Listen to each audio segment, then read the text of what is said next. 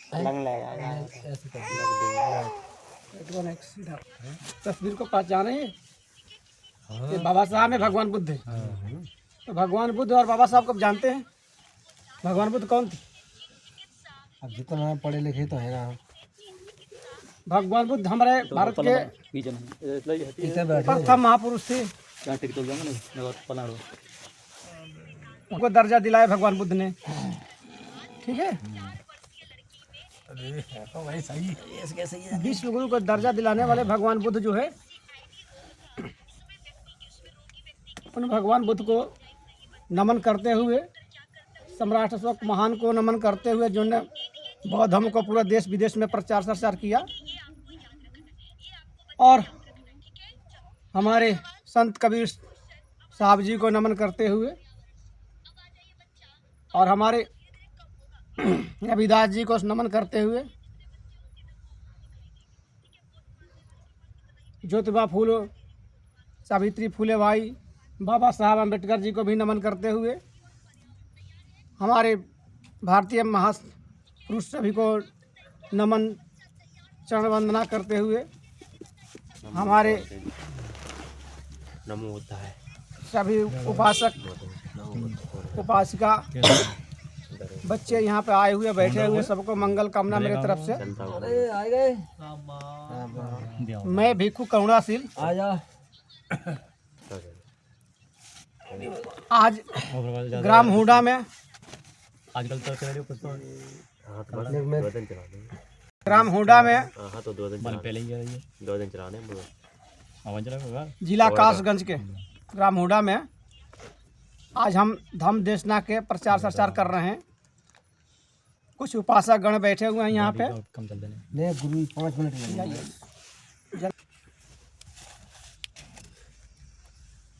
आज बड़ी सौभाग्य की बात है जो भगवान बुद्ध का धम्म देशना और बाबा साहब के विचारों से सभी लोग सहमति होंगे और जानने को मिलेगा भगवान बुद्ध को, वाणी को। तो इसलिए हम लोग अपना करगा को आगे बढ़ाए। हाथ जोड़ लीजिए पहले सब लोग, वैसे मत बैठिए, पलथी मार के बैठिए या ऐसे बैठिए, इधर बैठिए या लगाए के जैसे मैं बोलूँगा वैसे बोलना सभी लोग।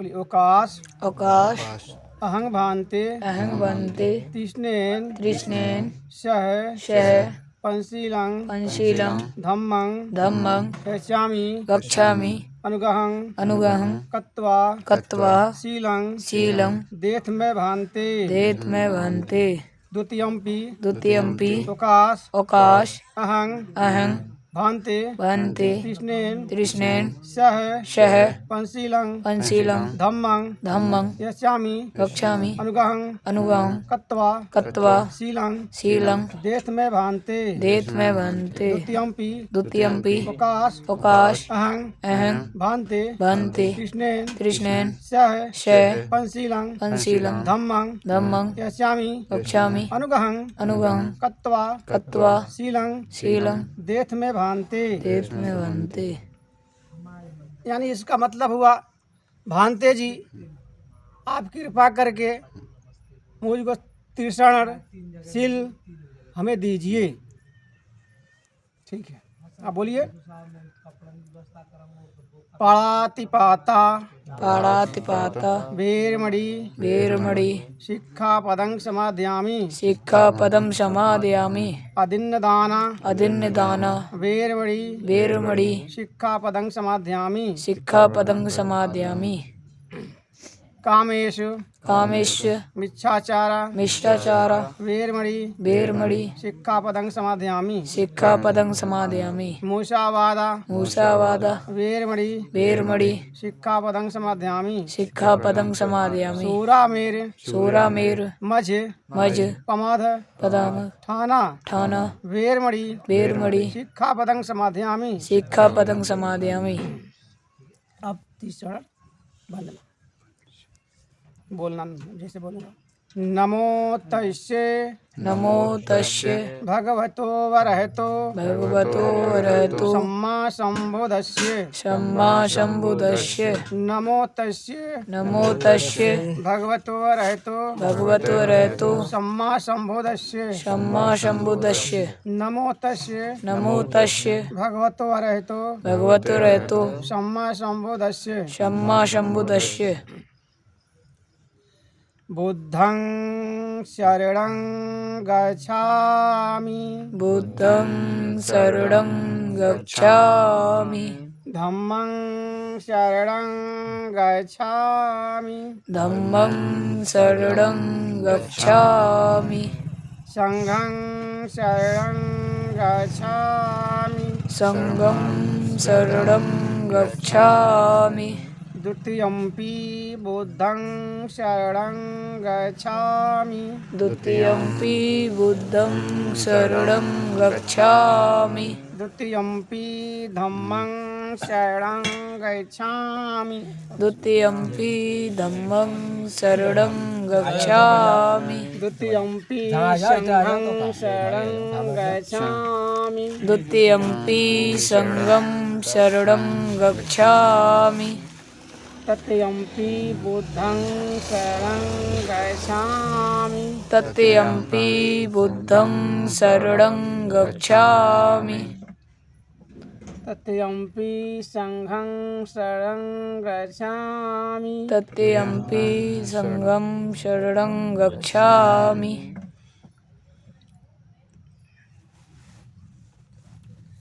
वर्णगन्धगुणे पितं यतं कुसुमसनितं मुनिन्दस्य श्रीपादसरोरुहे सुगन्धिकाये वदनमनन्तगुणगन्धिना गन्धेन पूजयामि तथागतं गन्धसंभारयुतेन धूपेन धूपेनाङ्ग पूज्यं पूजयन् पूजाभाजनं मोत्तमं घनसारपपदितेन दीपेन तमधं सिनः तिलोकदीपं सम्बोधं पूजयामि तमोनुदं। ये जो है अभी हमने आप लोगों को सिल और तीक्ष्ण दिया, तो हमने पहले बोला नमो तस्य भगवतो वरहतो सम्मा सम्बुद्धस्य, ठीक है। तो इसका मतलब हुआ ये कि हम उन अरहत सम्यक संबुद्ध भगवान को वंदना करते हैं, वंदन करते हैं। 3 बार बोला था। उसके बाद हमने बोला बुद्धं शरणं गच्छामि धम्मं शरणं गच्छामि संघं शरणं गच्छामि। तब बुद्धं शरणं का मतलब समझते हैं आप लोग? बुद्धि की शरण, यानी हम बुद्धि के शरण में जाते हैं, यानी ज्ञान के शरण में जाते हैं। कोई काम हम जो करेंगे बुद्धि और ज्ञान से करेंगे, बुद्धि विवेक से करेंगे तो काम हमारा सफल होगा, और बुद्धि विवेक से नहीं करेंगे तो सफल नहीं होगा। सकल पदार्थ यही जग माही बुद्धिहीन नर पावत नहीं। बुद्धि विवेक से नहीं करोगे, बिना सोचे विचारे सो करे सो पीछे पछताए, रोपे पेड़ बबुल का आम कहाँ से खाए। सोच समझ के बुद्धि विवेक से काम करोगे तो हर काम तुम्हारा सफल होगा। ये हमारा बुद्धम शरणं गच्छामि है, ठीक है। तब बुद्धि के यानी ज्ञान के शरण में जा रहे हैं, ज्ञान से बुद्धि से काम करेंगे। दूसरा का हमने दिया धम्मं शरणं गच्छामि, ठीक है। तो यानी धम्म क्या है? भगवान प्रकृति का नियमों का बताया भगवान, जैसे जिनके अग्नि का काम है जलाना, गर्मी पैदा करना, ठीक है। ध्यान दीजिए, बोलते रहिए बीच में। तो वो चोर हो, डाकू हो, साधु हो, संत हो, सबको जलाने का काम करती है। उसका प्रवृत्ति है जलाना। क्या नहीं सूझी के संत जी हैं, महात्मा जी से नहीं जलाऊंगा, चोर है इन्हें नहीं जलाऊंगा, सबको जलाएगी। जल का काम है सबको शीतलता देना, प्यास बुझाना, सबका प्यास बुझाएगी, ठीक है। मिट्टी का काम है सबको वन पैदा करना, सबके लिए सम्मान व्यवहार करती है। हवा को काम है वायु को बहना, वो शीतलता प्रदान करती है, सबको ऑक्सीजन देती है। ये नहीं कहती है तुम चोरो डाको तुम्हें नहीं दो, सबके सम्मान व्यवहार करती है। इसी को भगवान बुद्ध ने कहा ये सम्मान सबको एक नज़र से देखिए, जैसे जो में तुम्हें जो दिखता है उसी को बोलिए, वैसा ही व्यवहार कीजिए। यही भगवान बुद्ध का धम्म है, ठीक है। जो तुम्हें दिखता है तुम्हारे नज़रों में, ये नहीं जो किसी को देखा देखी कर दिया, ये 1 लाख लोग कह रहे हैं जी आम का पेड़ है, तो हम आम के पेड़ कह दे भले इमली का पेड़ है। नहीं, जो मैं नज़र में तुम्हारी हकीकत में जो दिखता उसको बोलिए, देखा देखी मत करिए। भगवान बुद्ध ने कहा है कलाम सूत्र में, बहुत लोगों ने कह रहा है उस बातों को सत्य मत मान लो। कोई अच्छा व्यक्ति कह रहा है उस बातों को सत्य मत मान लो। कोई सम्मानित व्यक्ति कह रहा है उसे सत्य मत मान लो। कोई विद्वान पंडित कह रहा है उसे सत्य मत मान लो। तुम्हारे अनुभव के कसौटी पे, तुम्हारे नज़रों से प्रत्यक्ष में जो दिखता है उसको सत्य मान लो, उसको बोलो। उसे बोलने में जरा भी डरो मत। तो ये जो है धम्म है भगवान बुद्ध का। संघं शरणं गच्छामि, यानी संघं शरणं गच्छामि उसे कहते हैं जे संघ में होता है संगठन, एकता। एकता भी कई प्रकार की होती है। दुर्जनों की भी एकता होती है, सज्जनों की भी एकता होती है, समझे हो। तो सज्जन लोगों की जो एकता होती है वो क्या करते हैं, अच्छे काम करेंगे, अच्छी सोच रखेंगे, अच्छी विवेक से काम करेंगे, समाज के अच्छे दिशा में ले जाएंगे। दुर्जन लोग होंगे अच्छे दिशा से भटका को गलत दिशा में ले जाएंगे। यही तो संगठन, यही काम करते हैं। तो कहने के मतलब ये कि तो एक हम कहानी के माध्यम से थोड़ा सा समझा दूँ। एक बहुत गरीब बेचारा परिवार था, तो उन्हें बोला कि ये चलेंगे हम कमाने के लिए बाहर। तो गया अपने 4 बच्चों के लेकर कमाने के लिए। तो जा जंगल में रात हो गया, तो पीपल के पेड़ के नीचे बैठ गया। अब बोला चारों लड़कों से या आप कोई पानी लाओ, कोई चूल्हा बनाओ, कोई लकड़ियाँ तोड़ो, कोई आटा सानो, खाना बनाओ। हम वो रस्सी बटने लगा पेड़ के नीचे बैठ करके, पीपल के पेड़ के। तो वहाँ पे एक जिंद वहाँ पे जिंद एक उतरा पीठ पर से, बोला कि ये अरे दाऊ तुम क्या कर रहे हो। हाँ, तो मैं रस्सी बट रहा हूँ। क्यों? इधर ध्यान दो, आप बात का मत करो यार। इधर दे दो। ओ मुकद्दम जी, हम बार बार ना आती, इतने कमलों में इतना हल्ला मचाओगे, ज़्यादा तो है ना कि रोज रोज की बातचीत ना है। तो कहने का मतलब ये कि तो जिंद ने बोला कि जे हमने रस्सी बट रहे हो, तो क्यों, अच्छा तुम्हें बांधूंगा। मजाक मजाक में बोले दाऊ, बोले कि ये क्यों बांधोगे। तो मैं बांधूंगा। तो बोले दाऊ तो मुझे मत बांधो, तुम्हें 1 क्विंटल चावल रोज तुम्हारे घर पहुंचा दूंगा। बोले ठीक है, नहीं बांधूंगा। रोज दूसरे दिन यही सब लोग घर पे चले गए लड़कों के संग। 1 क्विंटल चावल रोज घर पे आने लगा। तो रोज आने लगा, तो हर महीने 30 क्विंटल गाला हो गए, बेचने लगे। तो उनका बड़ा भाई बोला, अरे भाई गाय एक दिन में क्या कमाई करके चले जो हर महीने गाला बेच रहा है, तो कल हमें बताओ।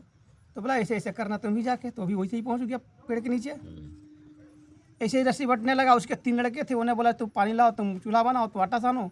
तो उन्हें बोला कि ये सब मना कर दिया, हमको नहीं खाना है, जिसको खाना होगा बनाएगा। सब जाके सो गए अभी तक। उन्होंने फिर रस्सी बटने लगा, तले जीन उतरा। फिर बोला जा रे भाई दाऊ रस्सी तुम क्यों बट रहे हो, तो तुम्हें बांधूंगा। बस उससे गुस्सा आया, उठा के एक पटक दिया उन्हें अकेले। हाँ, वो बोला पहले तुम परिवार नहीं बांध पाते हो अपनी, तुम्हारे परिवार एक इशारे पर नहीं चलता, तुम्हें बांध लोगे, उठ के भागे। तो इसे कहते हैं एकता। एक ऐसी संगठन होती है, अपनी परिवार में एकता बनाओ। पूरी समाज का अपनी पारिवारिक अगर एकता हो जाता है, सामाजिक तो बहुत बड़ी दूर की बात रही। तो परिवार में ही से ही तुम्हारे भूत भागते हैं। एकता में ताकत होती है, समझ गए बात को। अपनी परिवार संगठित रखिए। तो संघं शरणं गच्छामि जो है ये भगवान बुद्ध का संघ है। संघ का बहुत बड़ी ताकत होती है। इस संघ में रहने से हम हर काम सफल से करेंगे, सलाह से करेंगे तो काम में सफलता मिलती है। ये बुद्ध धम्म संघ समझ में आपको आ गया। अब हम चलते हैं इसके आगे, हम अब वंदना करेंगे। हाँ जो लीजिए।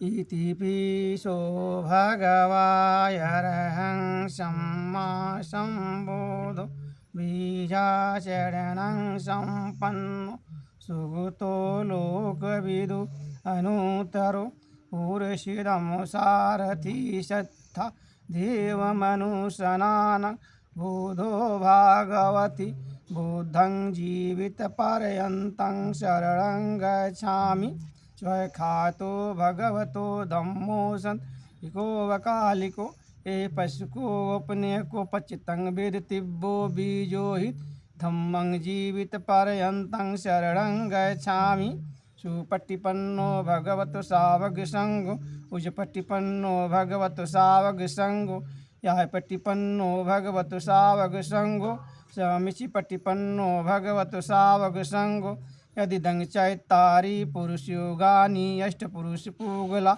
इस भगवतु सावक संगो आहुड़ो पाहुड़ो दक्षिणो लिगिड़ो अनुतरंग पुयंक लोक शास्ति संघं जीवित पर्यंतं शरणं गच्छामि बंदामि चैत्यं शब्दं शबिठानि सुपतिष्ठं शारीरिक धातु महाबोधि बोध रूपं सकलं सदा यस मूले निशिन्नो सवीर्यं बीजंक्का पत्तो सवित्तं सत्था तं बोधिपादं हिमयते महाबोधि लोकनाथे पूजिता यमीप्स नमः स्वामी बोधिराजाय नमस्ते बोधिराजाय नमस्ते बोधिराजाय नमस्ते। इमाय धम्मानुधम पटपतियाँ बोधं पूजयनि इमाय धम्मानुधम पटपतियाँ धम्मं पूजयनि आधिमाय पटपतियाँ जाति जरामर परम स्वामी यमुना कौमिन मोमो बाल समागमो सतंग समागमो होति या निवान वनपतियाँ देव वस्तु कालीन संपत्ति हेतु च फीतो भवतु लोको च राजा भवतु धमिको। बुद्धं नमामि धम्मं नमामि संघं नमामि अहं बनामि शाब्दा। तो ये हमारा बुद्ध वंदना धम्म वंदना संघ वंदना था। हमने आप लोगों को 5 सील दिया। सील समझा? बोला पहला सील क्या था? पढ़ाती पाता बीरमणि सिक्का पदम समझाना। यानी जीव हिंसा। भगवान बुद्ध ने पहला सील में बताया है हिंसा नहीं करना है। लड़ाई झगड़ा हिंसा कई प्रकार से होता है, 3 प्रकार से, मन से, वचन से, क्रम से। किसी को धमकी दे दिया जान से मार देंगे, ये भी हिंसा हो गया दिल से, ठीक है। मन में सोच दिया जान से मार देंगे किसी को दुश्मनी में, ये भी हिंसा हो गया। कोई नहीं किसी को हकीकत में मार दिया, किसी पशु पंछी जीव को, किसी भी निर्दोष को, हिंसा हो गया, ठीक है। मन में सोच दिया करने के, भले नहीं किया, दिल से ठान दिया तो कर देंगे, कमजोरी बस नहीं कर पा रहे हैं, वो हिंसा हो गया, उसका पाप तुम्हें लगेगा। इसलिए भगवान बुद्ध जी हिंसा करना कहते हैं जिसके दया धर्म ना तन में मुखड़ा क्या देखे दर्पण में। दया हम करो, दया से बड़ा ही कोई धर्म नहीं है, दया ही धर्म है हमारा। दया धर्म का मूल है। अपने से निबल पे आप बड़ो हो, क्षमा बड़ों को चाहिए, छोटों को उत्पात। तो कहने का मतलब है कि बड़े सज्जन जो व्यक्ति है क्षमा ही करते हैं। कभी भी गृहस्थ जीवन में 3 बार गलतियां किसी को भी क्षमा करने का अलाउ है, 4थी बार नहीं मानता, हाथ करता तो कुछ उसका दंडित करना चाहिए, कुछ जवाबी कार्रवाई करना चाहिए। गृहस्थ जीवन का नियम है। गृहस्थ हम लोग को संन्यास आश्रम में बोला गया है, जो तोहे काटा बोए ताए वो तो फूल वाको फूल का फूल वाको है तरसू। हम लोग उसको फूले बोए करेंगे, कभी उसको भलाई सोचे करेंगे, बुरा ना सोचे करेंगे। कुदरत उसको दंड देगी, प्रकृति दंड देगी। सही बात है। दुनिया में लोग किससे डरते हैं? बंदूक से, तलवार से, बरियार आदमी से, मजबूत आदमी से डरते हैं, प्रशासन से डरते हैं। लेकिन नहीं, डर क्यों प्रशासन बनाया गया है? बुरे कर्म करता है, गलतियां करते हैं, उन्हीं के लिए तो बनाया गया है। चोरी बेईमानी डकैती अगर ना होती तो कोर्ट कचहरी क्या काहे बनता? कुछ कचहरी की जरूरत होती? इतना कोर्ट कचहरी बनने के बाद, शासन प्रशासन होने के बाद चोरी डकैती तभी नहीं रुकता है। अगर नहीं होता तब क्या होता? तो दिने धार उठा करके लोग करते थे। तो इसीलिए कहा गया ये कि हिंसा जो है, बुरे कर्मों से डरो, बुरे विचारों से डरो, बुरे सोच से डरो। कोई भगवान से डरने की जरूरत नहीं है। भगवान किसी को ना कुछ बिगाड़ता है ना कुछ देता है, सब अपने कर्मों का फल भोगते हो। दुख सुख नरक सरक जो कुछ भोगना है इसी जीवन में भोगना है। भगवान बुद्ध से एक आया राजकुमार शराबस्ती में, भगवान बुद्ध धम्मदेशना दे रहे थे, तो बोला जी है भगवान आपने हमें स्वर्ग दिखा सकते हैं, नरक दिखा सकते हैं? हम नरक सरक दिखना चाहता हूँ इसी शरीर से, इसी योनि में, मनुष्य योनि में ही। तो भगवान बुद्ध ने बोले कि ये राजन तुम बहुत कायरी हो, बहुत बड़ा कायरी हो। अब एक राजकुमार को कायरी कहे, उसे गुस्सा ना है, बहुत गुस्सा आया, तलवार खींच लिया फट। बुद्ध मुझे आप कायरी बताए, कहो तो आपका गर्दन काट दो, सर से अलग कर दूं सर से। तो बुद्ध ने मुस्कुराने लगे, बोले राजकुमार यही तो नरक है, यही नरक है। अब सोचने लगा राजकुमार, फिर तलवार अंदर करने लगा, रख लिया। तो बोले राजकुमार यही तो स्वर्ग है, यही जन्नत है। फिर यहाँ शांत है। जहाँ क्रोध तहाँ काले, जहाँ क्षमा तहाँ या। तुमने क्रोध किया, गुस्सा किया, वही नरक के रास्ते में ढकेल देता है। क्रोध में ना जाने कितना भयानक भयानक कर्म लोग कर बैठता है, कितना हिंसाएं कर बैठता है। ठीक है, जहाँ ऊर्जा होती है वहीं विस्फोट होता है, और वहीं विस्फोट होने का खतरा होता है। समझ गए? तुम ताकतवर हो, बलवान हो, तुम जरा भी क्रोध बर्दाश्त नहीं हुआ, तुरंत तलवार खींच लिया, नरक में चले गई।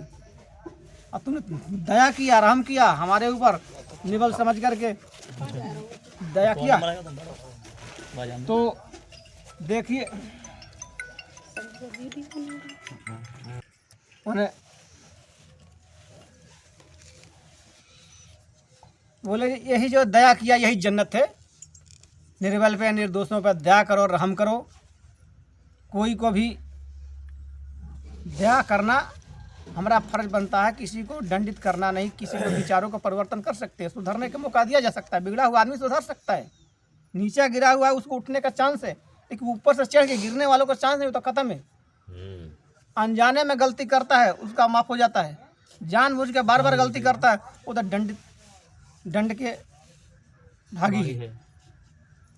मिलना चाहिए उसे, मिलेगा। गलती का पछताप नहीं करता है। जब से गलती हुआ है, गलती का पछताप कौन करता है, एहसास कौन करता है? इंसान, जिसके अंदर इंसानियत होती है। क्या कहते हैं? भगवान कौन होता है? भगवान बुद्ध के जीवन में हंस वाली घटना सुनी होगी। कहते हैं मारने वाला है शैतान, बचाने वाला है दयावान। मारने वाला है शैतान, बचाने वाला है दयावान। बचाने वाला है भगवान। तो भगवान बुद्ध ने हंस को बचाया था, देवदत्त ने तीर मारा था तो उनके पास गिरा था हंस। तो मारने वाला कितना दुष्ट था, अत्याचारी था, उसको कहा जाता है शैतान। बचाने वाला होता है, दयावान होता है, वही होता है भगवान। समझ गए? कोई आकाश से भगवान टपक के नहीं आते हैं, इंसान ही कर्म कर करके महान होता है, भगवान होता है। अशोक, सम्राट अशोक का नाम में क्यों लगा ग्रेट अशोका?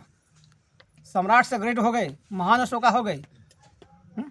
अब बुद्ध लाट बुधा हो गए, क्यों? कर्म से ही। जब धर्म के प्रचार पे गए तब से उनके नाम में महान लगा। तो महान कर्म करोगे, अच्छे कर्म करोगे तो कर्म से ही, करने से ही बड़ा हो सकता है। कोई जाति से ऊंचा नीचा नहीं हो जाता है। ये जातियां जो हमारे देश के अंदर एक इतना बड़ा कुष्ठ लग चुका है, जो आज इंसान जाति व्यवस्था में जकड़ा हुआ है, भेद करता हुआ है। ये जातीय जहर दिमाग में से निकाल दो, आज नहीं तो कल, कल ना तो परसों निकालना ही पड़ेगा आपको। मानव मानव में भेद करने वाले इंसान कभी नहीं हो सकते, उनके अंदर इंसानियत हो ही नहीं सकता है। जो मानवता समझ गए? बिगाड़ रहा है तो किसी का डर बस कर रहे हैं, और चाहे जाने अनजाने में कर रहे हैं। तो ये भगवान बुद्ध का ही धम्म है, ये मानव मानव में समानता लाए, मध्यम मार्ग भगवान बुद्ध ने यही दिया। ठीक है, तो और कुछ आप कहना चाहते हैं? आप कुछ पूछना चाहते हैं? नहीं, आप बताइए। आप जानकारी तो मालूम पूछेगा। क्या बताएं तुम्हें गुरुजी? कुछ नहीं जानते हैं। अब तो हम जो तुम बताओगे वही बढ़िया है। अरे कुछ भी पुराने जमाने का कुछ तो पूछना जानते हो, कुछ चाहते हो तो बताओ, पूछो आप। पुराने जमाने की क्या बताएं? हाँ क्या पूछेंगे जो तुम समझाओगे वही बढ़िया है। आप हम ही जितना समझाओ उतना बढ़िया है। आप ही समझाओ। तो देख लो, हम कह रहा हूँ, अगर हम पे भरोसा है, हमारे भगवान बुद्ध पे भरोसा है, बाबा साहब पे भरोसा है, आज ये आजाद देश में बाबा साहब ने एक हम लोग को इस ताकतवर संविधान दिया है, अपनी पूरी जीवन कुर्बान कर दिया। ठीक है, अपनी बाल बच्चे छोड़ दिया। बाबा साहब चाहे होते आज पूरे अंग्रेजी राज में सर्विस मिल जाता, अच्छा लाखों रुपया तनख्वाह, अपने बच्चों को पालते पोसते मस्ती करते। लेकिन क्या इनकी सोच थी देश के लिए, समाज के हित के लिए, जो बाबा साहब ने, हमारे अम्बेडकर जी ने ये पूरे जीवन लगा दिया समाज के उद्धार के लिए, देश की आज़ादी के लिए। क्या आप जानते हैं अंग्रेज चले जाते तो देश आज़ाद होता? अंग्रेजों को जाने से देश आज़ाद हो जाती? क्या मुसलमान चल जाते देश आज़ाद हो जाती? नहीं होती। हम लोग एक कानूनी ताकत दे करके बाबा साहब ने आज़ाद किया। अब फिर संविधान के अलावा बुद्ध का धम्म दिया, जो संविधान लिखा है ना, जो पंचशील लागू है पूर्व, पंचशील का अनुकूल ही चलना है देश, समझ गए। तो कहने के मतलब जी एक धम्म दिया, ठीक है। तो ये धम्म दिया तो बाबा साहब ने यह भी संकल्प किया था कि हम बौद्ध धर्म अपनाएंगे, बौद्ध धर्म में ही मरेंगे, हम जाति व्यवस्था से निकल जाएंगे। जिस व्यवस्था में थे, जन्म लिए थे, वो जाति व्यवस्था में थे। छुआछूत भेदभाव जितना उनके संग हुआ है उतना तुम्हारे संग होगी, तुम बर्दाश्त नहीं कर पाओगे, हम तुम नहीं पर पाओगे। आज देखो आज़ाद देश में इतना होता है भेदभाव, उस समय क्या हाल होगी तुम ही अंदाज लगाओ ना, थोड़ा अंदाज लगाओ उस समय क्या स्थिति होगी, आदमी उस समय कैसे जीता होगा, कितना घुट घुट करके जीता होता। तब तो गुलामी तापमान के घुट कहते हैं ना, धन धरती शिक्षा समान लेकर रहेगा हर इंसान के अधिकार है जीने का, धन का, धरती का, शिक्षा का सम्मान। लिए हमारे भारतीय महापुरुष कहते हैं, बहुजन महापुरुष कहते हैं, लेकिन वो नहीं कहते हैं। दो प्रकार के महापुरुष होते हैं, एक परमार्थी हैं, पुरुषार्थी